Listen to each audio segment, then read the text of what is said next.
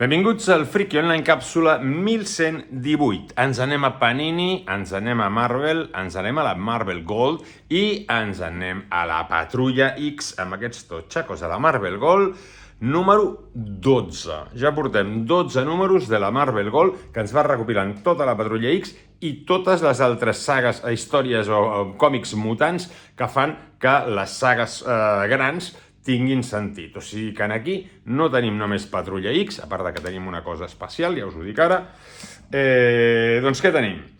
Este toma incluye The New Mutants anual número 7 USA, The New Warriors anual número 1 USA, The Uncanny X-Men anual 15 USA, X-Force anual número 6 USA, X-Factor del 63 al 70 americà, The Uncanny X-Men, que seria la capçalera, en teoria, de Uncanny X-Men del 278 al 280 de l'edició americana, X-Men, i aquí és el tema, de l'1 al 3, USA, i ja està.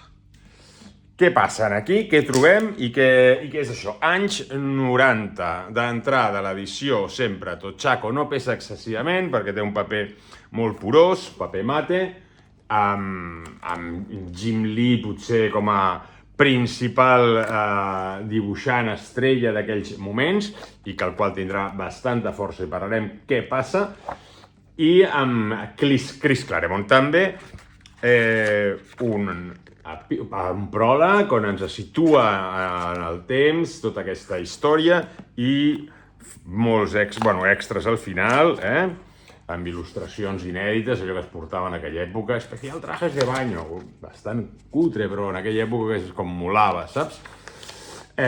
Moltes il·lustracions inèdites, aquesta supercoberta del número 1 de la col·lecció X-Men.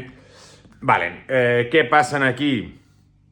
Cant del signe de Claremont. S'acaba l'etapa Claremont. Recordem que aquesta col·lecció, que aquí porta 12 números d'aquest nivell, d'aquest totxacos, comença amb l'etapa de Claremont. Deixem a part l'etapa de Kirby Lee del començament i comencem amb l'etapa de Claremont, que és qui va renovar aquesta Patrulla X, qui va fer que aquests mutants fossin aquesta representació de gent de diferents ètnies, de diferents característiques físiques, homes, dones, etc., que feien un equip completament multitot i que va tenir un èxit brutal, sobretot a partir que el va agafar Claremont. En els 90 la cosa anava a tope.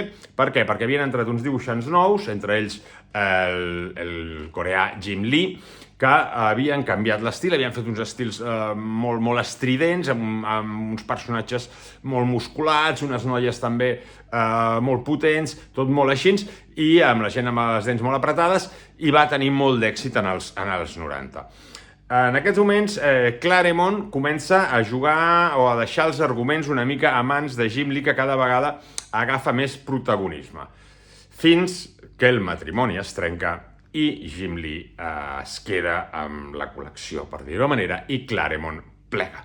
O sigui que aquí deixa Claremont la Patrulla X. Més endavant, el 2000 i escaig, tornaria una temporadeta curta, però aquí s'acaba tota l'etapa Claremont brutal i comença també una cosa. En aquells moments tenia molta fama i molt de tiratge als mutants i tenien moltes col·leccions paral·leles, com ja podeu veure en el recopilatori.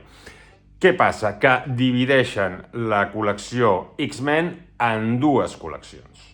La primera encara està a mans de Claremont i una aquí es diria, una seria Uncanny X-Men i l'altra seria X-Men a seques. Dividirien els mutants en dos equips, l'equipo oro i l'equipo azul, es van dir aquí, i tindríem dues sèries mensuals de mutants que a més anirien bastant lligades, la qual cosa obligava als fans a comprar les dues sèries si es volien enterar d'alguna cosa. Evidentment, aquí les recopilen juntes i bàsicament és això, és aquest cant del signe de Claremont i aquesta pujada brutal de Jim Lee amb un dibuix esplèndid d'aquest estil que té, però realment aquí està brodadíssim.